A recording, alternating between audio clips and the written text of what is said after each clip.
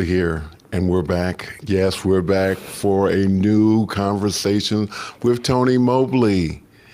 And today we are having a conversation with educator Ms. Cera Doering. This is episode 37 of Conversations with Tony Mobley.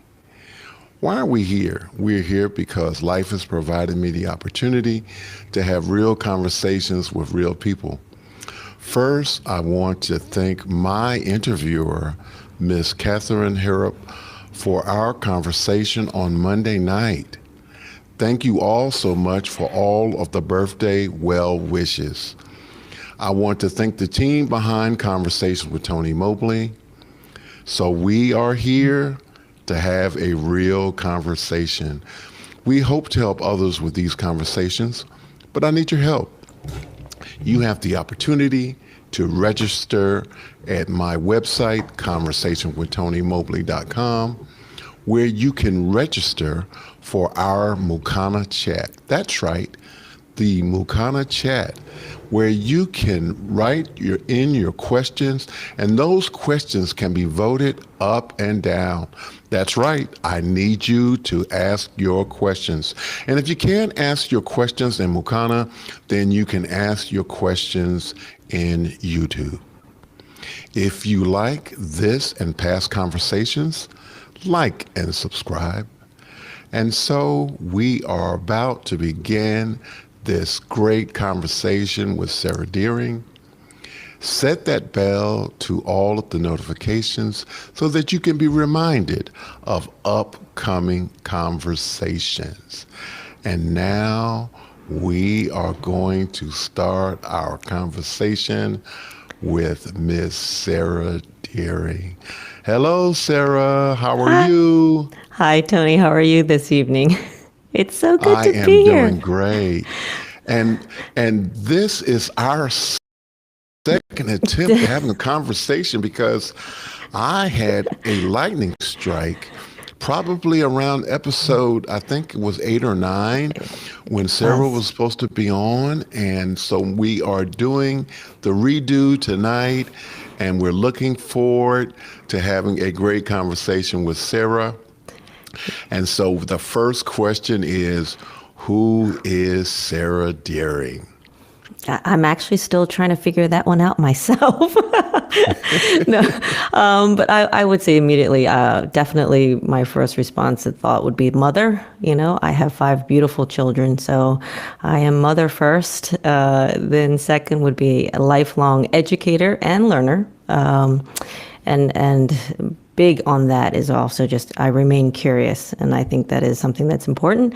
Just curious about people, life, everything that life has to offer as well. That's fantastic. All right, so we're going to go to our next question. Our next question is, what lessons have you learned from your parents that you're currently using today? You know, it's interesting because when you're younger and your parents are always like the nemesis of your life, and then you always hear that as you get older, you're like, oh, that's what it is, right? That's what they were trying to say. But I would say, you know, lessons for use today, as I reflect, it is to be very strong and take all the challenges that you have and really think about it in a very positive way. I think that we all go through life and we can be overwhelmed and overcome by things that happen, but I also am a true believer that everything happens in life for a reason. And we may not know in that moment what that reason is, but yeah, everything happens for a reason. I think the second lesson is of forgiveness, you know, that you cannot have peace, you know, move forward and grow in life unless you are willing to forgive. Very good. Thank you so much for that. We have a question from Laura Thompson of Texas. And Laura's question is, what would you say the one thing that you wish everyone knew about K-12 education, public or private? Wow. Yeah, so many things. The one thing I would say is that educators are probably one of the hardest, most dedicated, smartest group of people who are sometimes tasked with impossible things, and that they really need to be listened to more so than probably anyone else when it comes to education and what education needs. Very cool. Thank you so much for that. The next question is, let's talk about your time in the juvenile system and how that motivated you. You had to bring this up, right? So, it's, I'll be very honest and very, sort of transparent here growing up, even probably until I'm going to give away my age here, but probably until my mid-30s, talking about my past and, the challenges and struggles that I had, for me was an embarrassment. So I hid from it. Like I pretended it didn't happen. I didn't talk about it. And it wasn't until probably 3 years into my teaching career that somebody shared with me that during my interview, they actually thought I wasn't going to make it as a teacher because in just presentation, they thought that I was very Ivy League and, how was I going to be able to handle urban education and the challenges that has.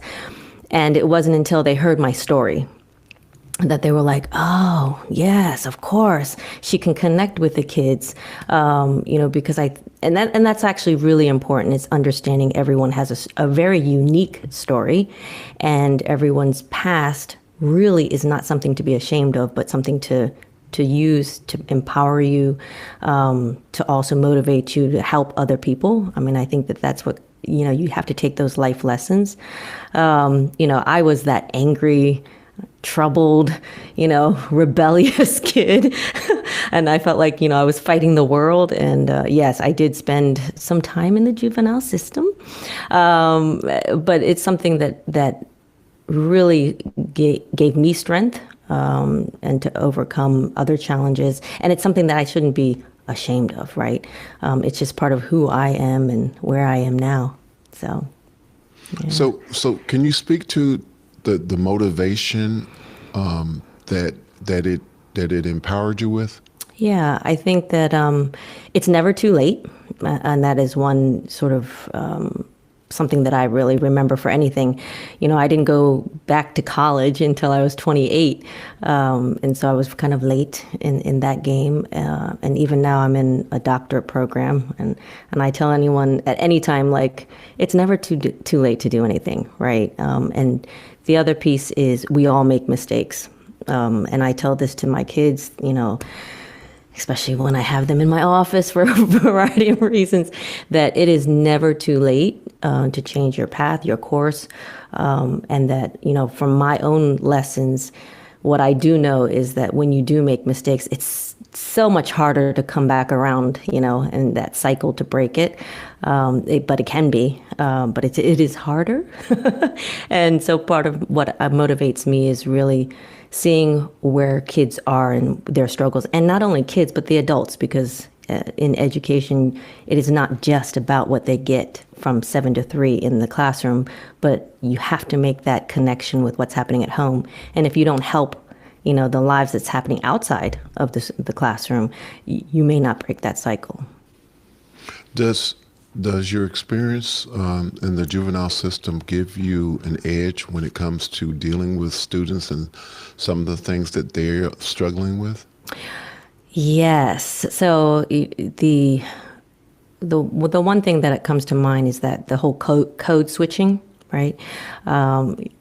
Sometimes I break out of the whole professional sort of demeanor, and I can get real. I mean, and that's that has to your ability to just get real and truthful with the kids, and especially when they think that how can you connect with what I'm going through, or what I'm seeing, or what I'm experiencing.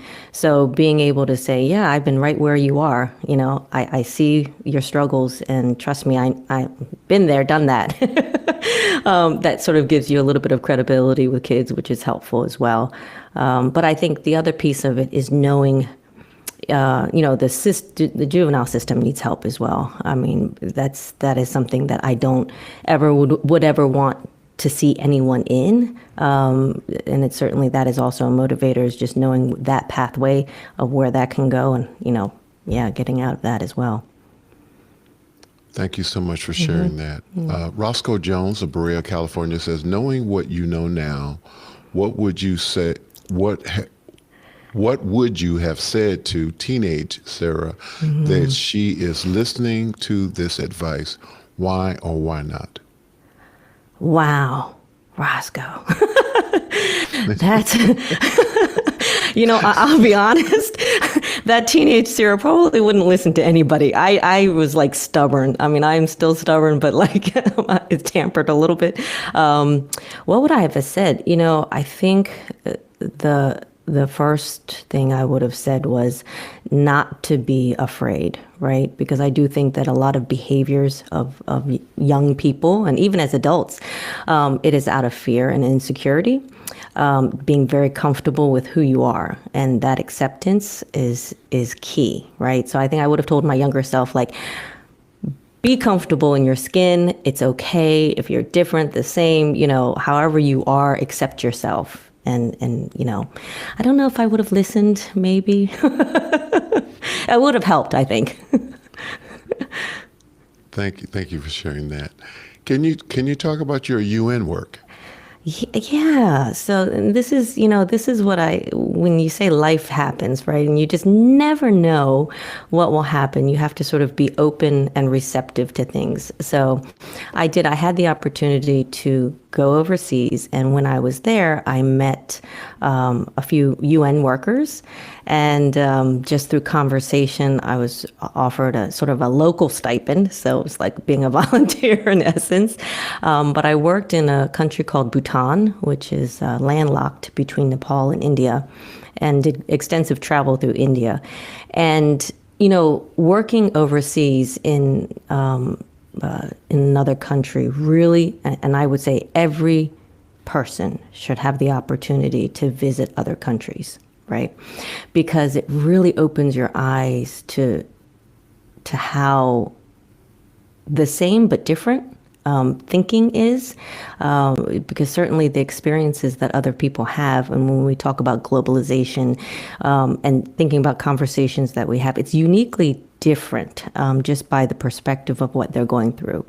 And poverty in India or Nepal or Bhutan is very different than poverty in the U.S. When we think about, really having no medical assistance at all if you have an emergency, right? Really having no access to food. I mean, it's just a very different definition of poverty. But then on the flip side, the opportunities, to get out of poverty also don't really exist as well.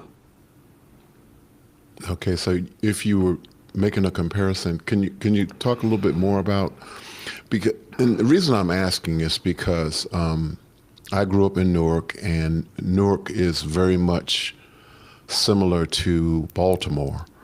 And so I just kind of want to dig in a little bit deeper in terms of how that experience in that other country translates to how you are navigating your school that you're working with, right? Based on this experience.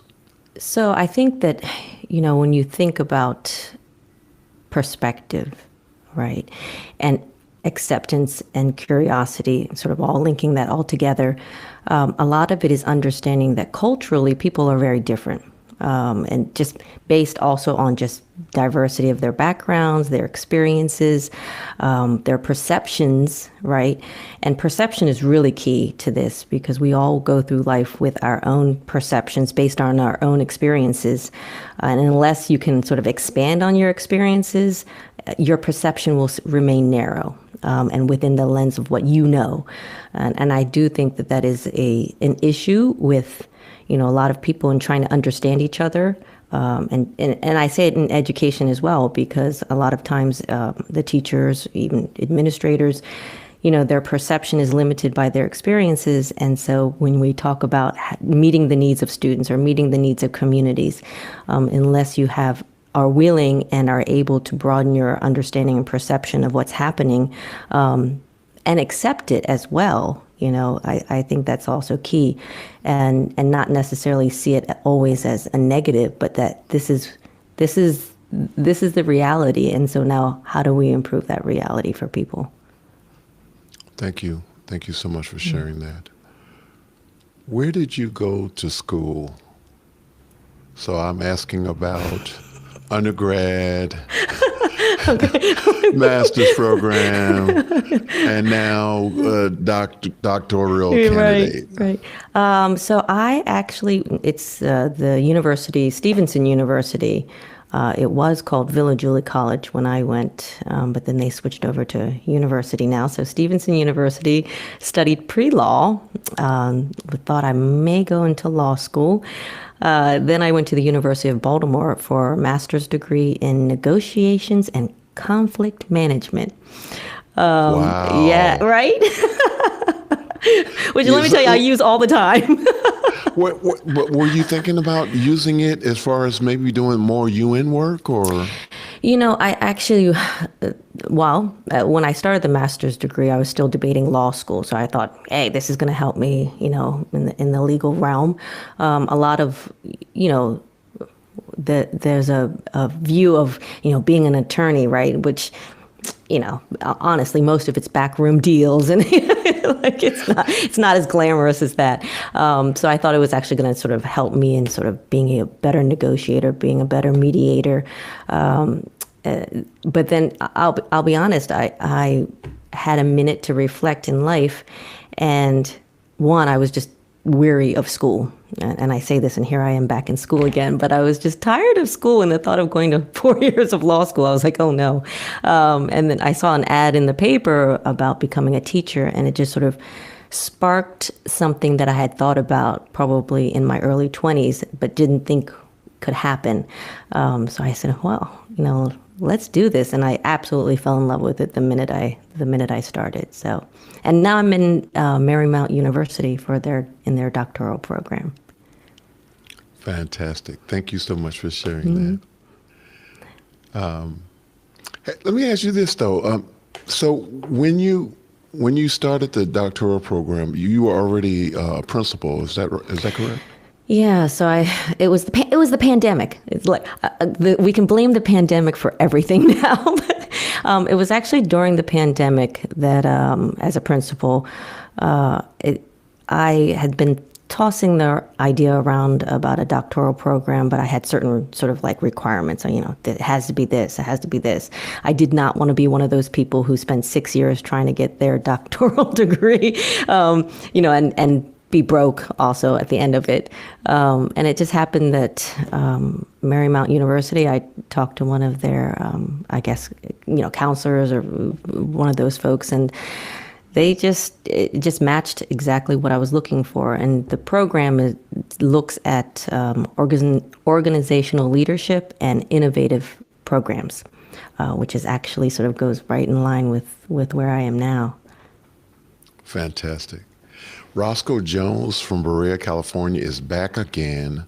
What makes for an effective guardian ad litem court advocate, and what do you want those outside courtroom to know about these people?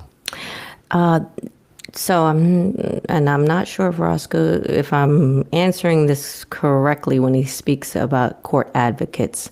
I do know that in education, although not necessarily a court advocate, I would say that outside of the courtroom, there is room and space for advocacy at all sorts of levels, right? Actually, one of my interests is special education, and really finding ways to advocate for special education, not so much, for the programs and stuff like that, but really educating families on what their rights are, what they should be demanding.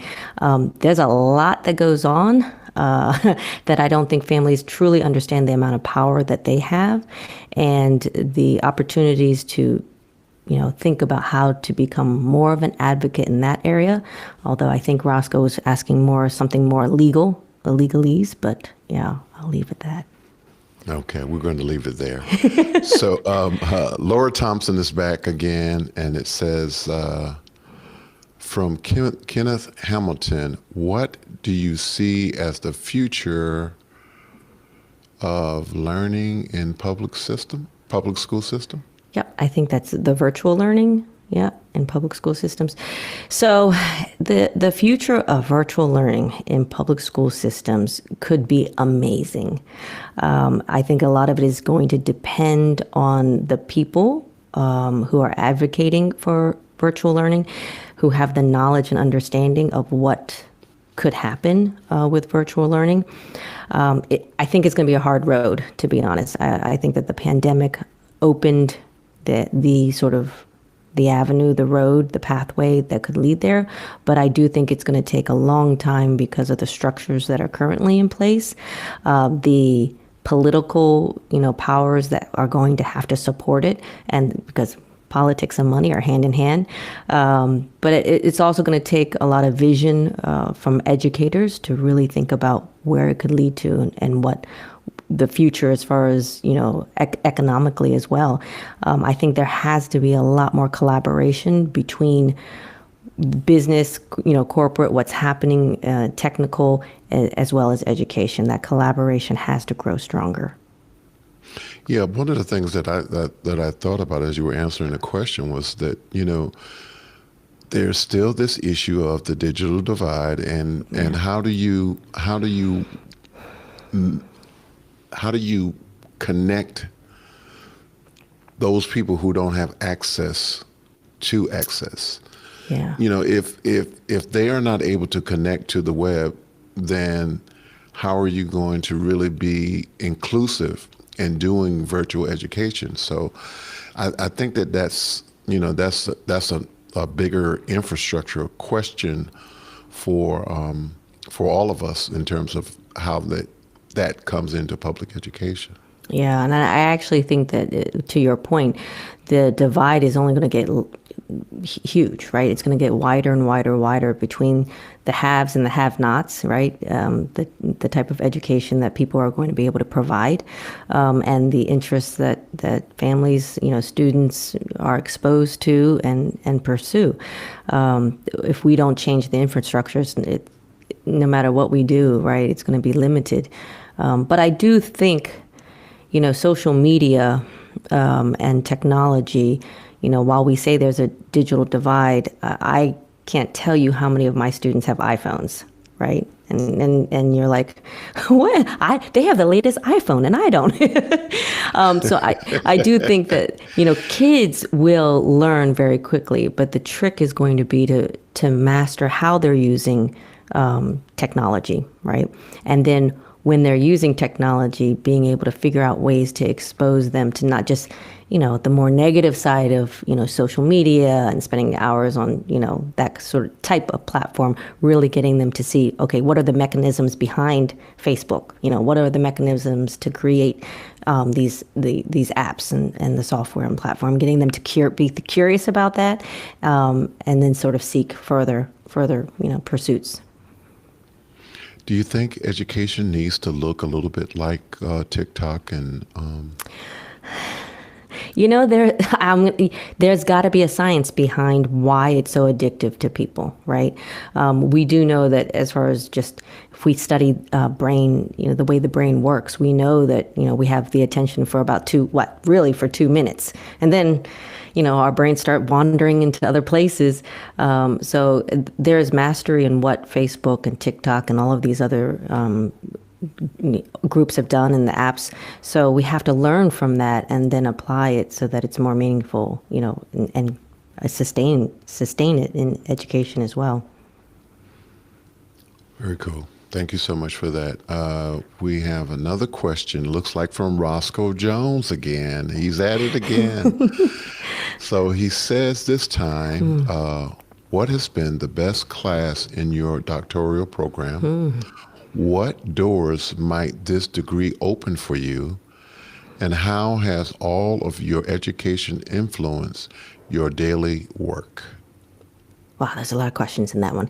Honestly, the best class I've taken, about 8 classes, and they all have offered something unique in its own way. I think that courses that are set up that allow you to be reflective, both in personal and professional, lend itself to be much more meaningful. I'm currently taking a class right now, although the title of the class is around coaching.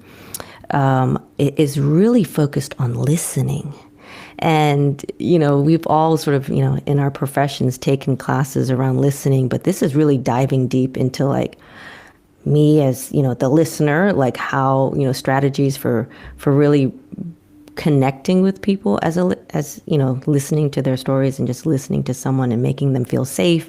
And then also just measuring like where I thought I used to be a good listener. I took this course and I'm like, oh wait, I still have some work to do. It's really like when you dig deep into something, you're like, okay, it's a lot more to this than I thought. And I actually did an exercise last week where I really tried to put the strategies into practice, not let my mind wander, not, be distracted by my phone or the computer or anything else. And I'll be honest, after 2 minutes, I was exhausted. I was like, oh my gosh, this is to sustain like listening really intently. It's not as easy as you think it is. So that was just an eye opener for me recently. So what doors? The doors. I'll be very honest. I am sort of not intentional yet about the doors. It's not like I have a door that I want to open and this doctoral degree is going to get me there. I do believe that I'll have more doors to choose from, but which one I choose, I'm really not sure. But I will say, just based on our conversations on Saturday with office hours and meeting so many people, that being innovative, right, and really changing the landscape of what we're doing and how we're doing it, it is something that gets me very excited. It's probably one of the few things these days that gets me like excited and thinking and planning for the future. So, yeah. Okay. And how has your education influenced your daily work? How has education influenced my daily work? I think that education, if it's going back to my particular degrees, I would say I use my negotiations and conflict management degree every day, all day long. One of the keys to that, honestly, is whenever I have to meet with people and mediate a situation, the first thing I say is, I'm not here to solve your problems, right? I am not here to be the one to predict the outcome or to create the outcome. It really has to rise from individuals, right, to be meaningful. So I always tell people that you have to solve this problem. I'm only here to mediate it.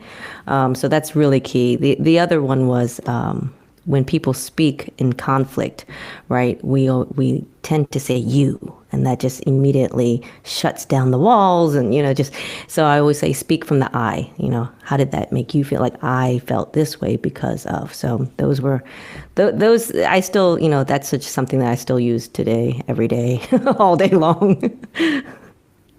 Okay. That's cool. Yeah. Wow. That master's degree really does come in handy, doesn't it? Wow. I need you at my school. Do a little lesson. When did you know this path was for you? So strangely enough, and I'm assuming you mean education. Yes. Okay. So, and I'll say this to any first-year teacher, the first year, get ready. You're going to cry. It is one of the hardest years ever. Because you have this sort of expectation of yourself and, for your students. And when it doesn't work out the way you thought it was supposed to, or, you have this perfect lesson planned and all of a sudden a fight breaks out, or, it's a child breaks down in tears because something happened, right? These are events that you're not ready for necessarily, and you're not planned for, especially as a first-year teacher. In that first year, I remember I had a class, it was first grade, I started mid-year, and they had already gone through 4 teachers. And wow. yes, so literally when I looked around the room, there were the names of the teachers, like 4 different teachers all over the room from different things. And I was like, oh my gosh. So, the kids were just like, here comes another one. And I spent the initial year, the half year, just yelling. Like, because as adults, you're just like trying to get control, and you think that raising your voice is going to work. And I remember my mentor teacher at that time, one day I broke down and I just said, this is not what I want to do as a teacher. I don't want to spend the rest of my career yelling at children, right? So I really made it a point to never raise my voice, ever, in the classroom, ever. And that really changed the dynamic of the class. And it was on that one day that one of my toughest students, and I won't say her name out loud, but I can say it in my head. There was, there was a time another student was doing something, and out loud she goes, I know you better not be doing that, because this is Miss Rebello. And at that time I was Rebello. This is Miss Rebello's class, and you better get it together. And so as students are advocating for you, right, and you don't even have to say anything. You're just like, oh, I must be doing the right thing. Like this is why I'm here. Very cool. Wow. Okay, can you share some of your? Well, you just shared some of your early experiences in the classroom. So we're going to go into the next question. So we're going to go into that next question. So that, again, Roscoe Jones is back again. Roscoe Jones, my mistake. What is the GAL program? Oh. If you are not a Guardian Ad Litem. Okay. Litem. Yeah. Children's Court Advocate. Yes. Oh, man. This reminds me, in the beginning of this year, actually, I did a little game with the staff. I said, let's see how many acronyms, each team can come up with, right? And let me tell you something. Education is so full of acronyms that we often forget that people outside of education have no idea what you're talking about. We're just so used to, we can name off a gazillion acronyms. So GAL, it actually stands for Gifted and Talented Learning Program. Okay. And the GAL program was, it's a gifted and talented learning program, which is one of the core, has a core place in my heart. So, yes. Okay. Well, Roscoe, you have your answer. Yeah, there you are. Okay. So, when did you know that you wanted to work in administration? Yes. So when I left the classroom, I actually went to work for the district as a math specialist. And in that role, I was supporting 14 schools, their teachers, their principals, as well as leading district professional development sessions, so creating them, facilitating them, and all of that. And I missed the kids. That direct contact with working with students and feeling the impact of work, right? Of what you design, you plan at the district level. It doesn't necessarily connect as well. And so at that time I said, well, why not take the skills and the passion that I have and be able to support a whole school, and not even just a classroom, but a whole school. So that's kind of where I went from there. Very cool. I'm gonna pause right here for a quick second. Mm-hmm. Listen, guys, this is a great opportunity to ask Cera Doering these great education questions. So please ask those questions while we have her here. This is a fantastic opportunity, and I just wanted to do an appeal for you guys to ask these great questions, because right now it's pretty much Roscoe asking the questions, and I know there are a lot of people that are watching. So let's we love ask you, some Roscoe, questions. though. Yeah, we love Roscoe. Roscoe is one of our ringers, and so we know that we're going to get some great questions from him. So what does your family think about what you're doing?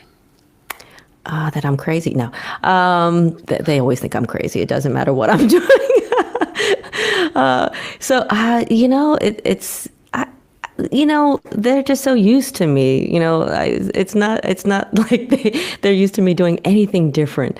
I will say my two youngest children go to the school that I lead.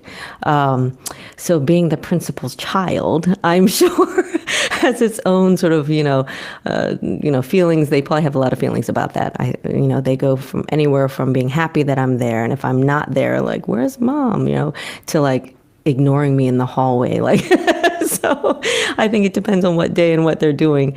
But they're, you cannot be where you are in life without the support of your family. So the kids are very supportive. Whenever I tell them, "Hey, I need tonight," they understand. And I think that having three daughters as well, hopefully I'm leading as an example for them. So I think so. We'll see as adults.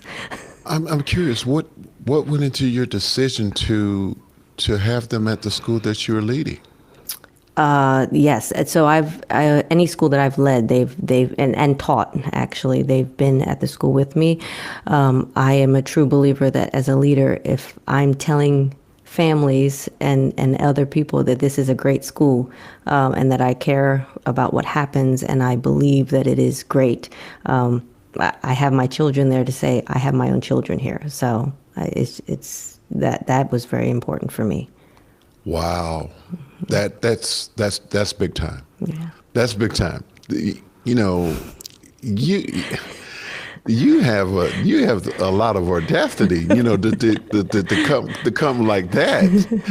There's not, and it takes a lot of courage too. Yeah. And so that, and to a certain extent, when you think about it, that puts a certain amount of pressure on the teachers that your children's that are teaching your children, from the standpoint of, if they are not doing what needs to be done in the classroom, there is additional pressure on them to perform. So yeah.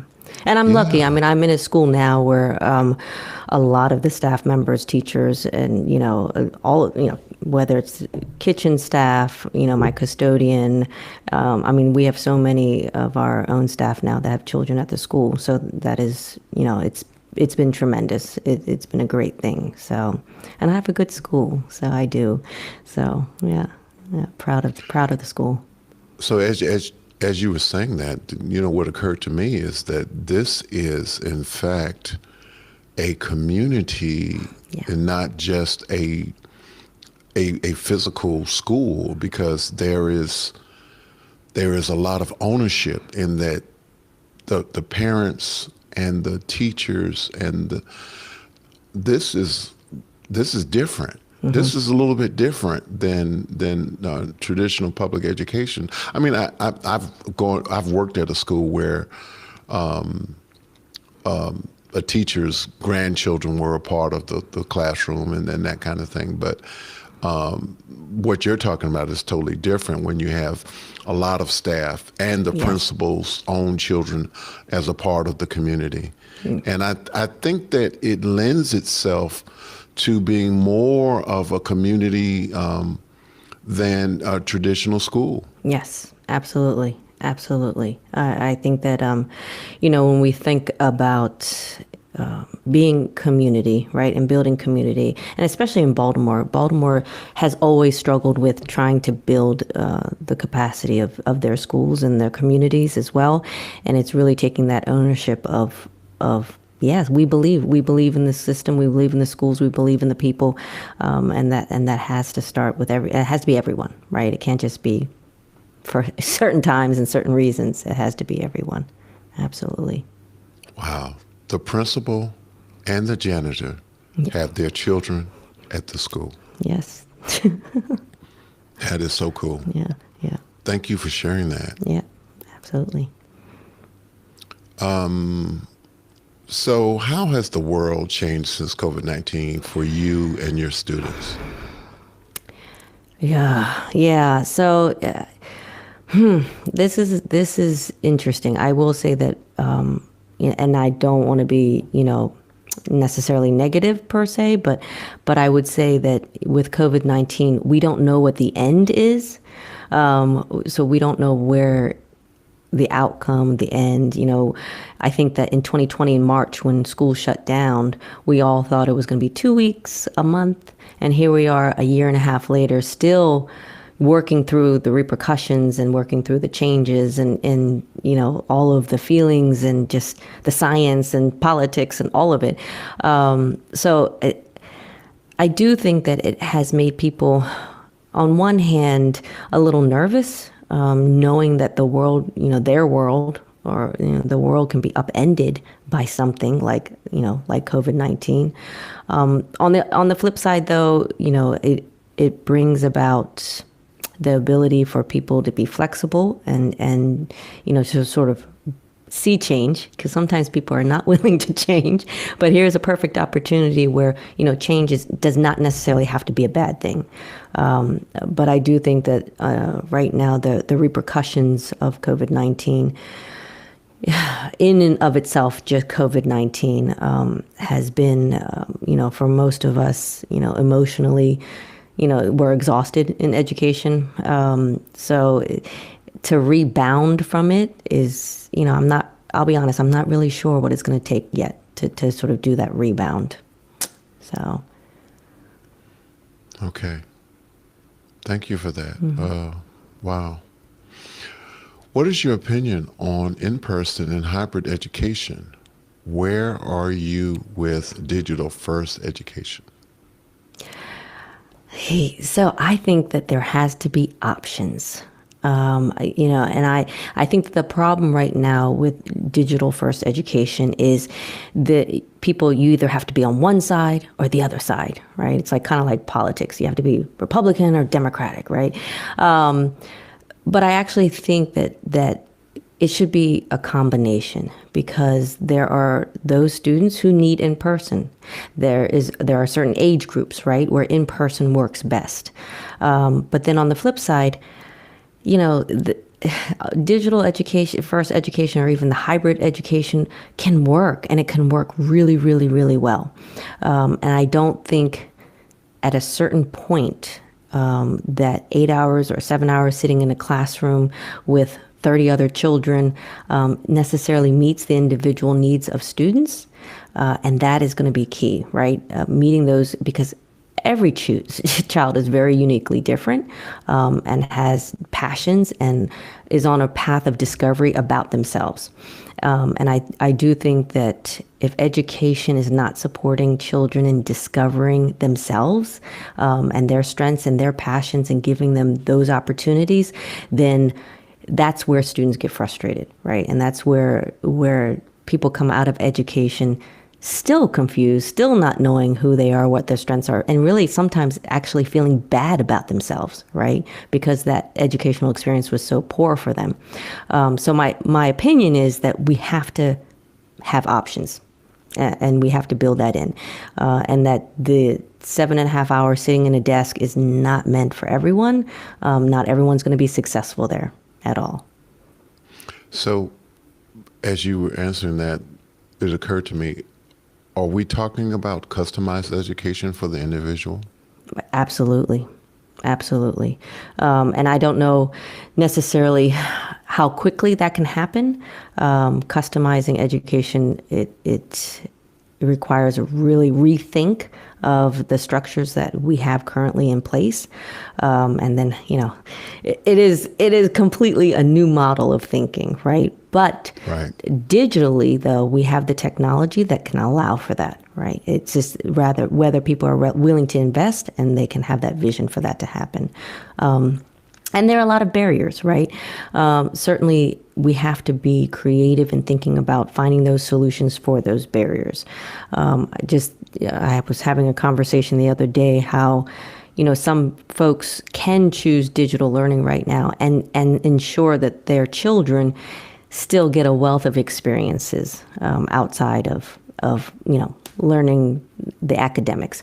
But not everyone has that opportunity, right? So thinking about how do we expose and provide opportunities for children who may not necessarily be able to do that. Are you able to pull in a little project-based learning into your school? Yeah, oh, absolutely. I mean, well, okay.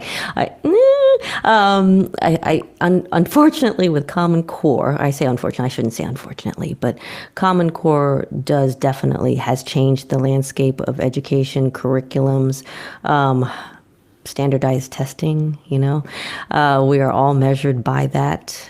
So that does drive a lot of what happens in schools. But I do think that there are opportunities. There are a lot of schools that do arts integration. And if we think about how to embed those other pieces, the softer skills, and it's necessary. When you think about even things like finance, right? We don't teach finance in school, and that's such an important thing. And that's where project-based, learning and education can integrate a lot of skills that don't necessarily get taught in a curriculum. Okay, so by that, I'm going to interpret that you are trying to do as much as you can to inform the community of the children in which you serve to make sure that they have better skills than... Yeah, and a lot of that is going to be partnerships. So I have probably one of the best community coordinators ever. And she really, really, I mean, when she first came to the school, I said, your number one job is find those partnerships, right? Make those connections, write those grants, because we're not necessarily going to get that in the day-to-day, or in the regular budget that we have. So that was her sole job, like build those partnerships and find them and bring them into the school. And then once we have those partnerships, we actually have one that teaches finance starting at 6th grade, and it follows them 6th, 7th, and they actually open up accounts and everything like that. It's just integrated in. So, but yeah, you just have to be creative and find solutions in that way. Very cool. Roscoe Jones is back again. Roscoe says, now an easy one. Which an easy one? This is not an easy one, Roscoe. Roscoe, what are you trying to pull right now? Roscoe is trying to set you up, Sarah. He is trying to set you up. All right, we're going to read this question. Roscoe Jones, you ought to be ashamed. Now an easy one. Which one of your 5 children is your favorite? Seriously, what's the best part of being a mom and a educator? Oh my God. I tell each one of them at a different time in life that they're my favorite one. So, they all feel special. and they're probably watching now. So it's okay. So the best part of being a mom and an educator, oh gosh, wow. So, being a mom is the fun part for me, honestly. And being an educator has really, I tell you, it has helps me just in the sense of like, what is it that I want my kids to be able to understand in life and see? I think that it's actually probably a pressure more than necessarily a great thing. Being an educator, you're like, oh, I know this is what they're going to have to need to know next year, and this is how they have to write this, or whatever. But I do think that they probably see me very differently, both as mom and as educator, right? I mean, in many ways, it is not 2 separate roles. It's sort of it's mom the educator, right? It's not necessarily 2 separate things. I do think that when I think about my children, I love them to death, right? Because I constantly tell myself how lucky I am because they're the best kids in the world. So I'm just like, it's not me, it's them. They're awesome. So. My wife has a little thing that I have 2 sons. And so she says to the oldest, she said, you are my favorite firstborn son. Right. And then she says to the second one, she says, oh, you are my favorite second-born son. And she has been doing that for years. That's awesome. So when they say something to her, oh, I'm your favorite second-born son. And so it's a thing now, and the whole family laughs about it. That is awesome. Yeah. So we have a question from Mr. Alex Lindsay from Novato, California. Can you tell us if smartboards had any impact on your educator's journey? I was just thinking about the boards a little earlier today, so it's funny that this question was asked. It's funny because I used the smart boards in my classroom 16 years ago. So when you talk about, this is not really that new, because I used it 16 years ago, and it was at that time huge. Like the interactiveness, students coming up to the board and being able to, the voters. Oh my gosh, I had a whole case of voters, and they were all voting, and the graphs would come up, and it definitely, for me, when I used it in the classroom, it allowed every student to participate, and it also gave me real-time data. So when I asked the questions, a follow-up question, and they all had to put it, respond in their voters, I got immediate feedback that I could share. So that was incredible, and it kept them very engaged with each other, with what the work was. At a certain point, too, the lessons, when I designed them, they knew actually how to navigate things themselves. So I became sort of a hands-off sort of facilitator in the classroom, and the students were able to lead what was happening, and they knew what was going on, and they could, just sort of run the class themselves, which was awesome.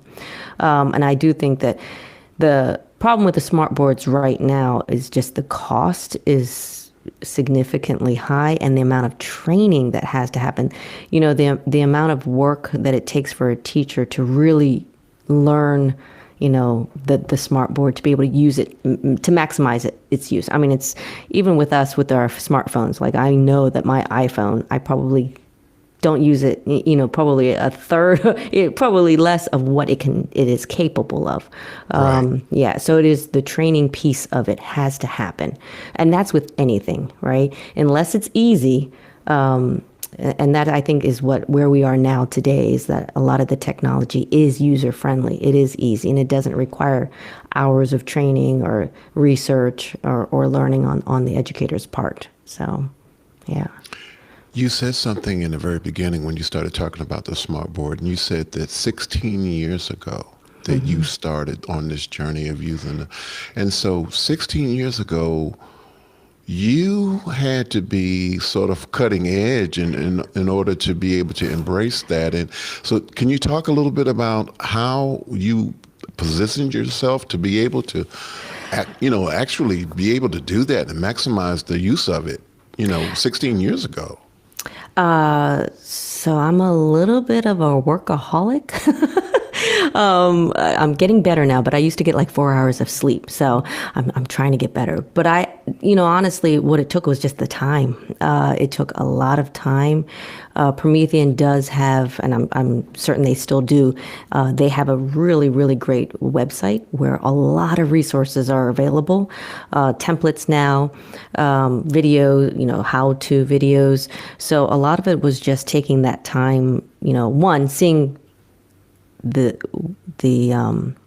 seeing what it could do, and being able to understand what it could do, and then taking the time to learn how to make it do it, right? Because otherwise, it's just, in a lot of classrooms now, I see the smart boards are just display boards, right? Whiteboards, really. They're not really interactive the way that they could be or should be.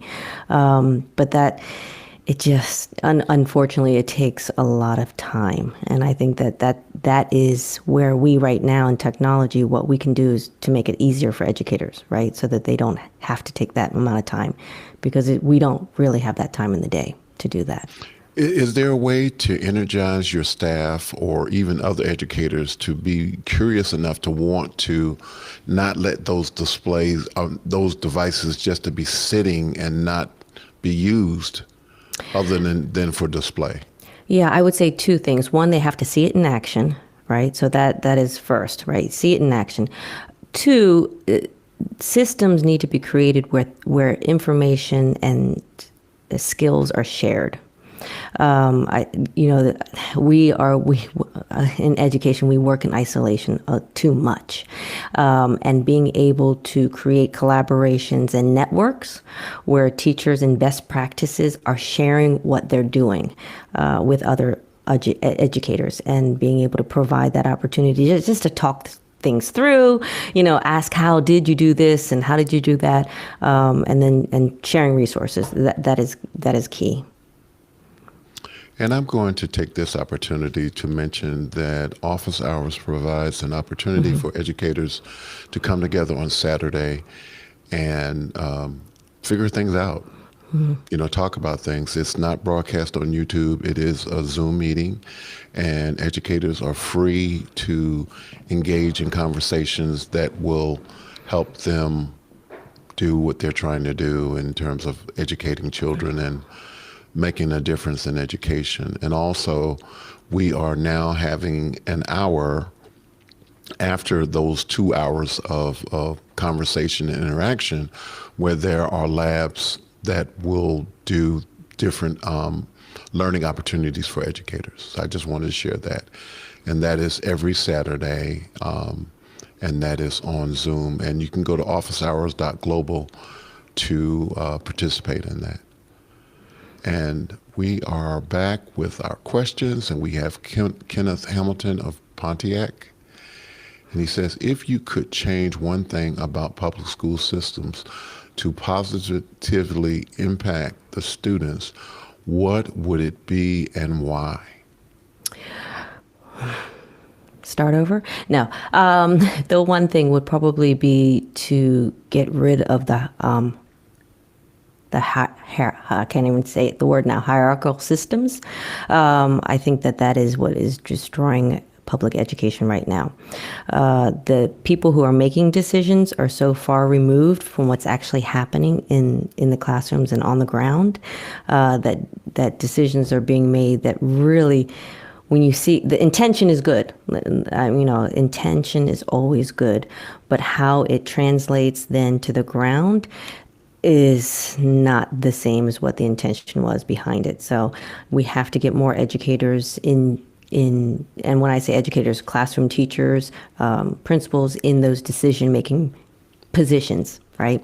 And not necessarily to say that they have to leave the classroom or leave the school buildings, but just get them in a place to make those decisions and be a stronger voice. Is it, and I'm just wondering,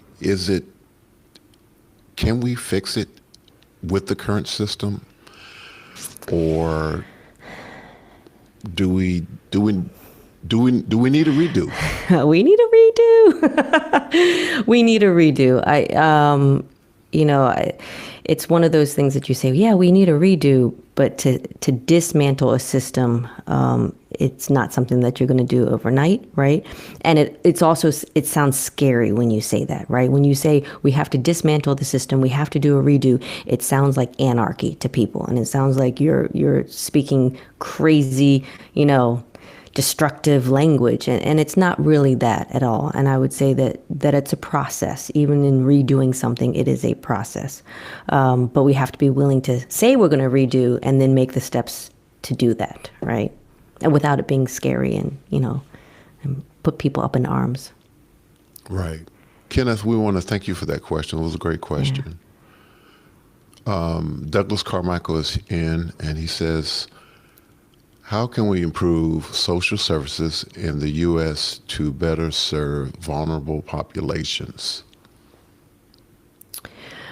I think we could probably have a whole hour for this conversation, this question in particular.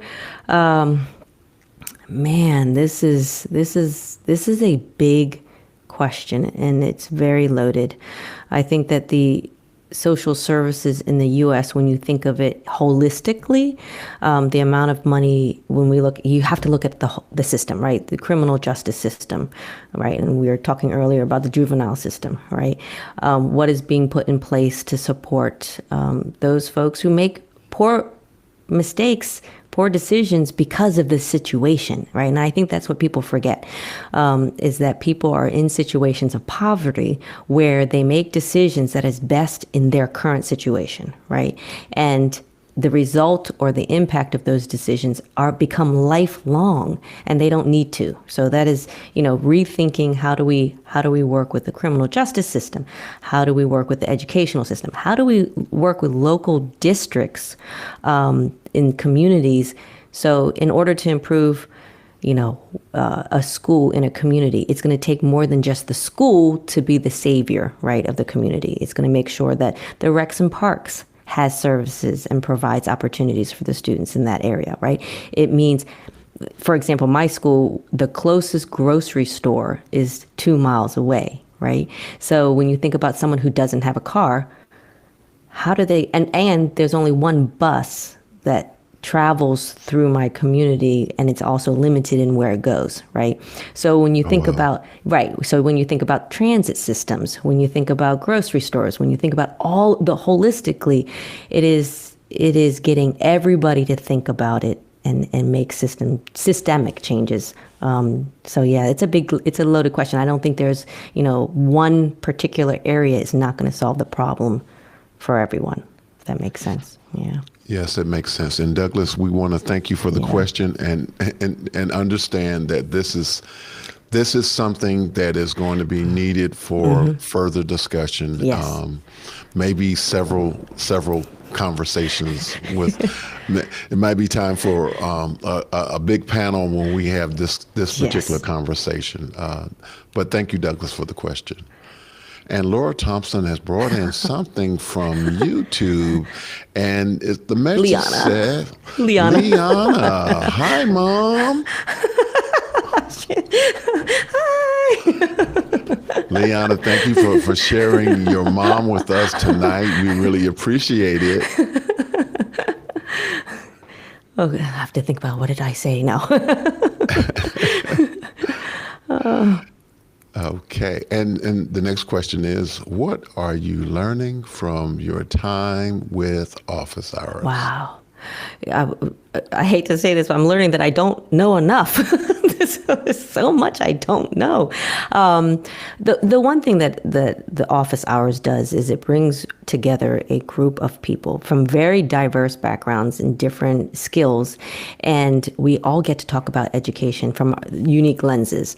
And it opened up my own understanding of possibilities, oh, this is happening, the concerts and mass video, technology, this is happening. And then also you hear from educators from California, you hear from educators around the country and around the world, and what is it that they're doing? What similarities do we have? And yet what are some of the different challenges that we're having, right? And the great thing is it just brings everybody together in one place and it feels like family. I think we've said this in office hours, in a very short amount of time. We've never met each other in person, but we feel like family, and we're sort of connected in a very unique way. So yeah, valuable time. Definitely encourage anyone to take part, no matter what your background is, because everyone has something to offer. I would say that Absolutely. As well. Yeah. And you met a friend who you never actually met, and he worries you all the time about coming back on Conversation with Tony Mobley, and I'm sorry that the lightning struck and we couldn't have our initial conversation. But I'm so glad that you're here tonight and that we're able to have this conversation tonight. So Absolutely. Thank you again.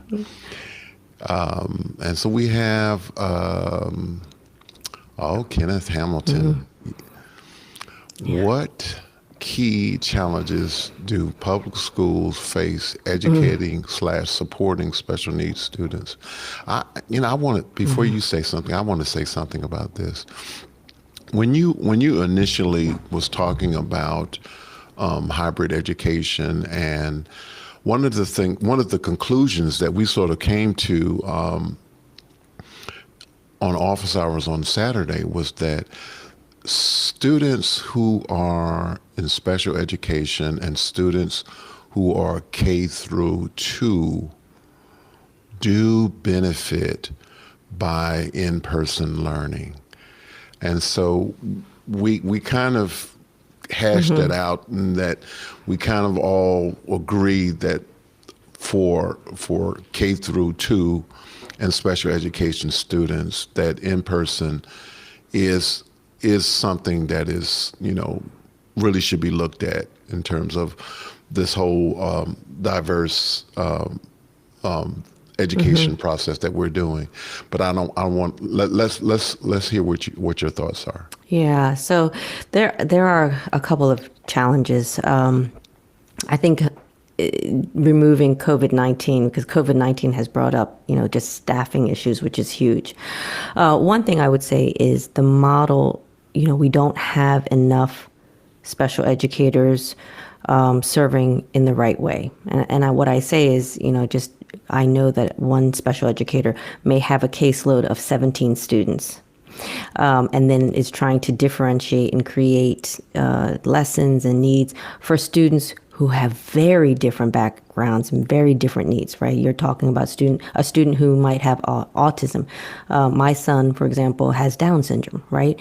Another child who has a mixture of dyslexia and just intellectual disability, right? So that is a lot to ask for one human being to differentiate and create lessons for 17 different students and with different service hours in X amount of hours in a week. I don't even know how that's humanly possible in a meaningful way where they're actually getting what they need, right? And that is probably a financial constraint to a certain degree. The other piece of it, I think, is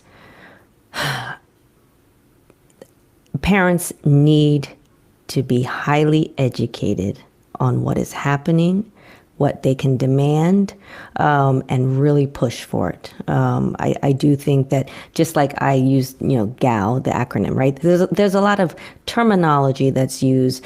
There's a lot of experts that come to the table when you have a meeting, and a lot of it will go over your head. And so that is a piece we have to do.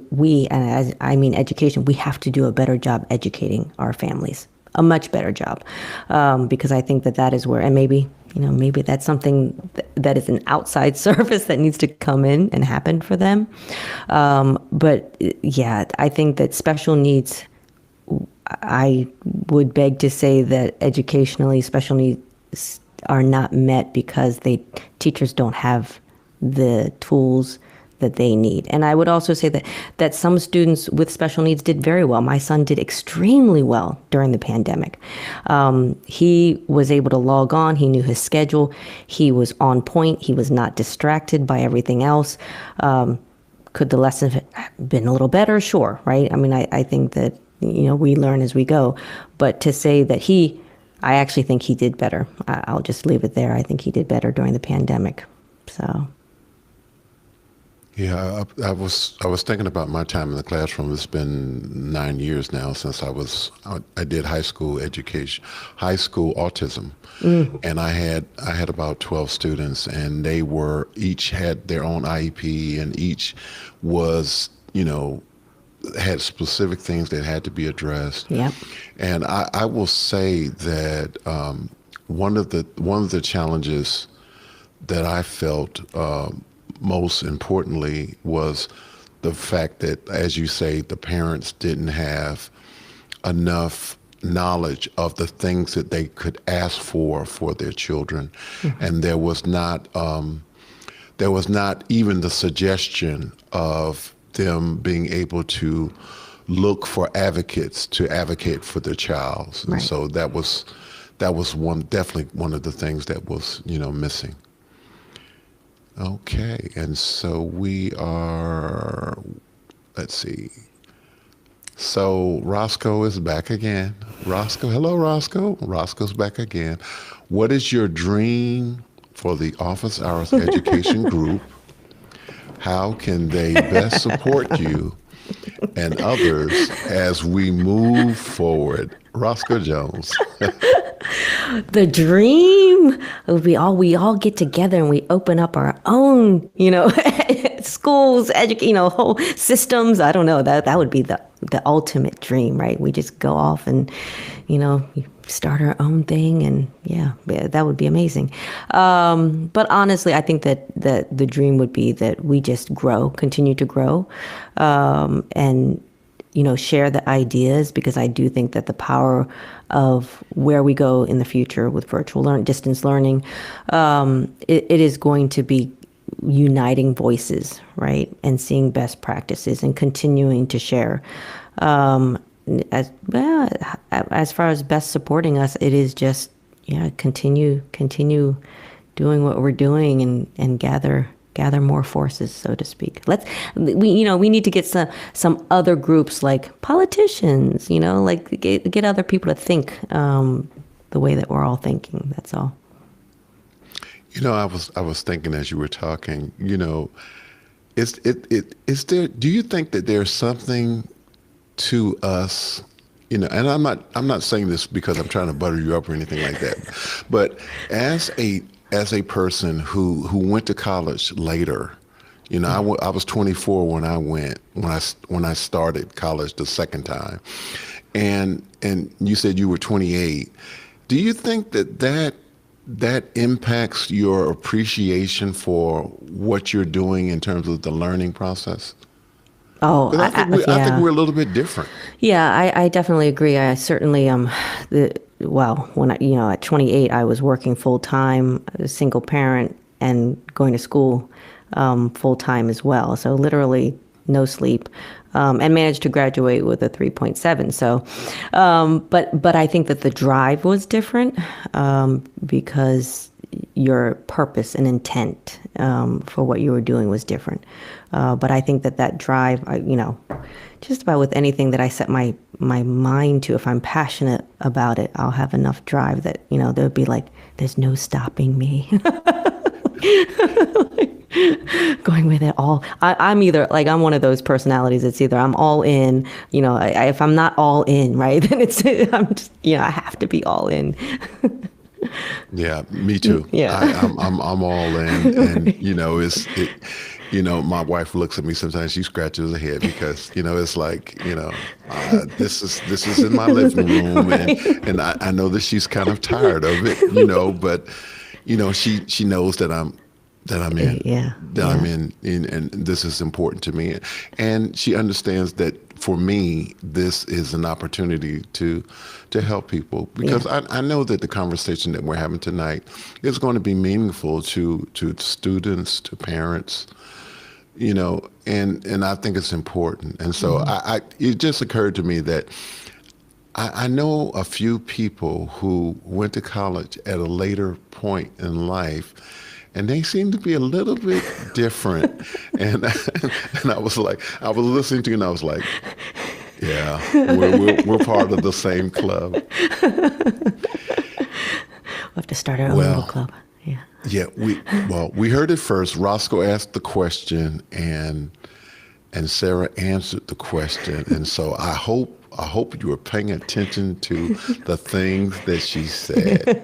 And if you didn't, I want you to rewind this on YouTube so that you can hear that again. Laura Thompson is back, and she says, how do we provide the least restrictive environment for special needs and the highest quality of instruction at the same time? Yeah, and this is the battle. I mean, I have fought, and even being an educator and being a principal of a school, I've had to fight to make sure that my son has been in the mainstream and not put into a self-contained classroom. And that is just my own philosophy that students, peers, they have a lot to learn from each other. My son, I believe, socially is doing better because he's with like peers, right? And he's got models of like peers, and so that pushes him as well. I also think in the reverse, it teaches others, skills like empathy. I had a young man, someone was picking on my son, and this young man came up in his defense, and stood up for him. And I hate to say this, he kind of punched the other kid, right? Because he was antagonizing my son. And he actually came to my office and was like, you might have to suspend me, but this is what I did, right? But, of course, I had to be the principal, but then inside me, I'm going, yay, You know, like, yay, champion, right? So, it is important, right? The idea of least restrictive. It is so important because there are lessons to learn. This is not just about the child with special needs, right? This is about everyone. This is about the world. This is about us as human beings and as people. And I do think that the highest quality of instruction at the same time, that again, that's education, right, for teachers. I think that there's a mindset amongst teachers that if a child has special needs and has hours with a special educator, the responsibility is now the special educators, right? And a lot of that is honestly, it is because they don't necessarily have the tools, the time, whatever it might be, to be able to also support that instruction so that they have high quality. It's there's a lot of pieces to this, but I do think it can get done. But I think the first step is to understand why the least restrictive environment is so important. Thank you, Laura, for that great question. Yeah. Douglas Carmichael is back, and he says many large public venues like sporting arenas have introduced sensory refuges for those on the spectrum and related conditions. What do you think about that? Should event venues and producers cater to the lowest common denominator? I wish Douglas was online so I could ask him first the wording, the lowest common denominator, like what the wording of that really means. I think he means that for people who might be on the spectrum, mm-hmm. what is the baseline? What should be the minimum of what is required for those people, those individuals? Yeah, and I think this goes back to talking about virtual learning, right? And the power of distance education or digital first education is really thinking about whether individuals' needs are being met so that they can exist in this world with their own respect and honor and, all of that. Because I think that, and I'll use my brother who's also has a disability. He's a dwarf. So he has gone through his whole life not being able to reach the sink, right? Not being able to, necessarily going to, bathrooms, even necessarily being able to push a door because the handle's too high, right? And so thinking about those needs, it's interesting because I also, and I'm sure people have seen this, where when we cater, I think, was that the word in here? Or I don't know. But when we sort of think about the needs of everyone, we are actually supporting everyone, right? And not necessarily that person with those needs, right? Because just like if the door handle's too high and the door is too heavy, that doesn't necessarily mean someone who's elderly, someone who's short, someone, there's a lot of different ways that we serve and it's not, we have to get out of the mindset of like, it's only for this, these small numbers of people and why are we doing this, right? In actuality, it's going to serve much more than that. And why not? It's not like we're going out of our way necessarily to be able to design or introduce things that serve a lot of other people. Absolutely. Thank you, Douglas. And if we didn't get the question right, you still have a few minutes to ask the question again. What's next for Cera Doering? I'm trying to figure that out. What is next? The pandemic gave me the time and space to reflect, and then also the connections and the thinking in office hours. And I would say that I just told this actually to one of my staff members and having conversations about her next steps. I told her, I said, if you stay in comfort, you'll never grow, right? So that you have to find a place of discomfort in order to grow as individuals, right? Because that's what it takes. So I would say next for me is to find an area of discomfort so that I can grow. Very cool. Thank you. Thank you, Sarah, for sharing that. And we're looking forward to big things. Yeah, we'll see. You're already doing big things. I'll keep you posted. Okay. What do you want your students, parents, and educators to know?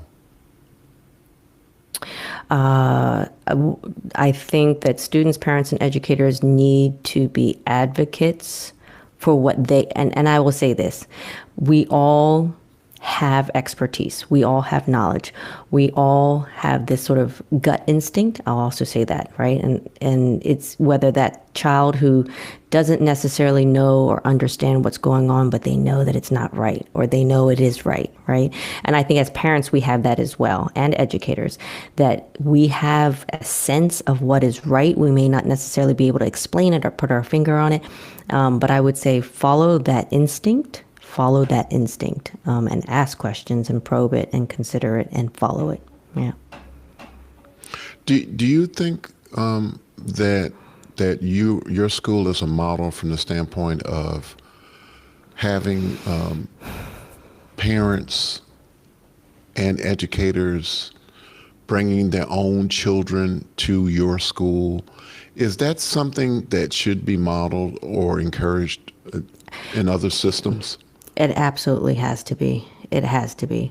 And I will say, and this is YouTube, right? I was the leader of a very challenging school, and my Liahna, the one that said, "Hi, Mom," she went to the school with me, and I will say that the school was extremely challenging. It was probably 94% African American. She was the one and only mixed Asian at the school. But I have to say, she had a great time, right? Her experience was not negative. And I do think that and rightfully so, educators, families, parents, they get very concerned about the climate and culture of a building. But you have to understand that it is you that can change it, right? As individuals, that we are the ones who can change that. And it's not just knocking on the door of the principal and saying, complaining, right? But it is actually engaging, participating, becoming active. The one great thing about the pandemic was a lot of COVID, the money grants that came into schools. I have about 7 or 8 parents now who are working in the school. And that was, that was through the grant money. So I hire them as temporary staff, and they're just helping in the lunchroom with kindergarten, right? With taking kids to the bathroom, with entry, but having the presence of, 7 parents, mothers. And then I also have several parents who are just volunteering their time. But that's like a dozen adults in the building who, are from the community, whose children also go to the school, who, are really advocates and can advocate what the school's doing great, right, as well to families. Because sometimes parents and the community only hear the negative. It's unfortunate, right? But that's, they hear a complaint, they hear a story about something that might have happened, and that's the only thing that they have in their mental image. But when you bring in the community, you bring in families, you bring in and engage more of that community, the picture changes, right? And you hear also the good things, right? And firsthand, and it's continuously out there, which also brings up social media. While it can be the bane of our existence with a lot of the negativity, it can also be a positive tool. And I think that part of education and educators is finding ways to make social media work for you and not necessarily always against you. Fantastic. Yeah. Thank you so much for sharing that. And the next question is, what are you most concerned about for the future? Oh, man. Oh, man. My biggest concern, honestly, it is that divide. And I think we talked about it a little bit earlier. My biggest concern is that the divide is getting wider. And when that divide gets wider, there is going to be a whole core group of our population, our communities, that are going to get lost, ignored, forgotten. When I think about the legal system and how many more jails folks want to build, right? Like, that the focus? Is that the solution, right? And so that is one of my biggest concerns, because that is going to impact everyone. It doesn't matter where you are, right? It's going to impact everyone. Okay, thank you for that. Can you talk about future projects that you're thinking of? Yes. So my passion right now is really thinking about ways that we can diversify what education, the current educational system provides. So wherever that leads me, I mean, that's, I'm actually job searching now. So that is a big project for me, and just trying to find what the right fit and where the right fit is. Thank you for that. You're speaking to the world. What do you want them to know? Wow, geez. I want them to know that, in essence, everyone is good. There is good in everyone, right? And to remember in interaction, life is short. Actually, I was thinking about this earlier. Life is really, really short. And the most meaningful and powerful things that we can do is make human connections. And it's what we do for others that will have the lasting impact. So I would say in our everyday, just think about what kind of connections are you making? Have you made the world a better place, for everyone around you? And you have made a connection with me tonight. Thank you so much for this great conversation. Yes, yay. This has been great. And Cera, you know what? If I'm going to say it, it was worth the wait. Yes. It was worth the wait. So I had a little you. lightning strike, but it was worth the wait. Thank you. And so I'm so thankful to you for this. And so we want to say good evening to everyone. Thank you so much for joining me today on Conversation with Tony Mobley. But before you go, I need to give out a few thanks. And so I want to thank Kimberly Mobley, Ron Mobley, the Global Family and Friends, Alex Lindsay, Office Hour members, DVE Store, Liminal Entertainment Technologies, Byte Hive, Video360.com, ApproveForLoan.com, Cloud Bedrock LLC, Ken Jordan, Jonas Dattel, Aaron Husledge, Cherrick Cheetah, David Brady, Marcus Lee Folk, Richard Lavery, Chris Fenwick, Manolo Lozano, Jeffrey Powers, Bo Cordell, Mickey McAture, Hasmak Gajar, Douglas Moeller, Laura Thompson, Brian Chan, Dennis Champion Walker, Roscoe Jones, George Butters, Joshua Minden, and Conversation with Tony Mobley producer, Clarlock Lopez Waterman. Thank you all so much for your help and me having this great conversation with Cera Doering, an educator, professional whose heart is about serving her students. Thank you for the great work. Thank you. It was a pleasure. It was my pleasure. So next week we're going to have Mr. John Preto, business owner, production and video professional, rocket enthusiast. Yes, he's launching a rocket. Come back next week and find out about this rocket launch that's going to take place in the middle of November. Yes. That's right. Educators, mental health professionals, filmmakers, musicians, other creators, we are going to have more interesting conversations. And I'll let out this little tidbit. We are going to be doing something special in the month of April for Autism Awareness Month. Mm-hmm. And so thank you so much. See you next week. Or maybe I'll see you on Saturday for office hours education. Yeah. Take care. Good night. Thank you all so much. Take care. Cera, thank you. Thank you, Cera. Thank you. Good night, everybody. See you soon.